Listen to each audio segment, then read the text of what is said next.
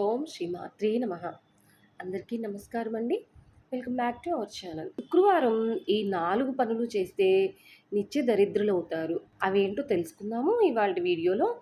మనలో చాలామంది లక్ష్మీదేవిని భక్తితో అర్చిస్తుంటారు. అమ్మవారి అనుగ్రహం ఉంటే ఇంట్లో లేమి అనే మాట ఉండదని నమ్ముతుంటారు. అందుకే మిగతా వారాల కన్నా శుక్రవారం రోజు అత్యంత పవిత్రంగా భావిస్తారు. శుక్రవారం రోజు అమ్మవారిని ధ్యానిస్తుంటారు. అమ్మదయ్యం ఉంటే అన్నీ ఉన్నట్లే అని భావిస్తుంటారు. ఆ చల్లని తల్లి అనుగ్రహం ఉంటే జీవితంలో ఎలాంటి లోటు ఉండదని భావిస్తుంటారు. అందుకు శుక్రవారం ఉదయాన్నే నిద్రలేచి తలస్నానం చేసి వాకిట్లో అందమైన ముగ్గులు వేసుకుంటాము. మరికొందరు ఇల్లంతా ఒకరోజు ముందుగానే శుభ్రం చేసుకుంటారు. ఉదయాన్నే పూజా మందిరాన్ని దీపాలతో అలంకరిస్తుంటారు. ఆ తర్వాత భక్తితో ధూప దీప నైవేద్యాలు అర్పిస్తారు. మరికొందరు తమ భక్తి కొలది షోడశోపచారాలతో పూజిస్తుంటారు. తమకు అన్ని విధాల మంచి జరగాలని జగన్మాతను మనస్ఫూర్తిగా కొలుస్తుంటారు.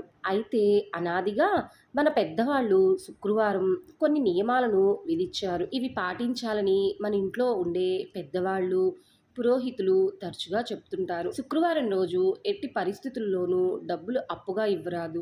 అంతేకాకుండా బంగారం నగలు, వెండి, ఉప్పు, పెరుగు బయటికి ఇవ్వకూడదు. శుక్రవారాన్ని లక్ష్మీవారం అని కూడా అంటారు.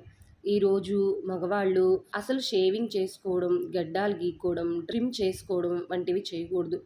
ఆడవాళ్ళు ఐబ్రోస్ తీయించుకోవడం వంటివి మానేయాలి. అదేవిధంగా ఎట్టి పరిస్థితుల్లోనూ ఇల్లాల్ని బాధ పెట్టకూడదు. అదేవిధంగా బారెడు తెల్లవారే వరకు ఇంట్లో కోడలు నిద్రపోకూడదు. ఉదయాన్నే నిద్రలేచి అలికి ఇంటిని శుభ్రంగా ఉంచుకోవాలి. తినడానికి కూడా కొంత సమయం ఉంటుంది. ఎప్పుడు పడితే అప్పుడు తింటూ ఉండకూడదు. సాయంత్రం దీపారాధన సమయంలో నిద్రపోవడం అలాంటివి చేయకూడదు. ఈరోజు ప్రధానంగా ఉతికిన బట్టలు మాత్రమే వేసుకోవాలి. మాసిపోయిన బట్టలు, వేసుకున్న బట్టలు, దండం మీద ఉంచిన బట్టలు మరలా వేసుకోవడం వంటి పనులు అసలు చేయకూడదు. శుభ్రమైన బట్టలు ధరించి అమ్మవారిని ఆరాధించాలి. అంతేకాకుండా శుక్రవారం రోజు పూజ చేసుకొని రాత్రిపూట వంటగదిని కడిగేయటం, గ్యాస్ స్టవ్ను తుడిచేయడం చేయకూడదు. అదేవిధంగా శుక్రవారం రోజున ఇల్లాలు ఇంట్లో బూజు దులపడం వంటి పనులు కూడా చేయకూడదు. అంతేకాకుండా ఇల్లాలు మనసు నొచ్చుకునే మాటలు మాట్లాడకూడదు. భార్యని సూటిపోటి మాటలతో వేధించకూడదు.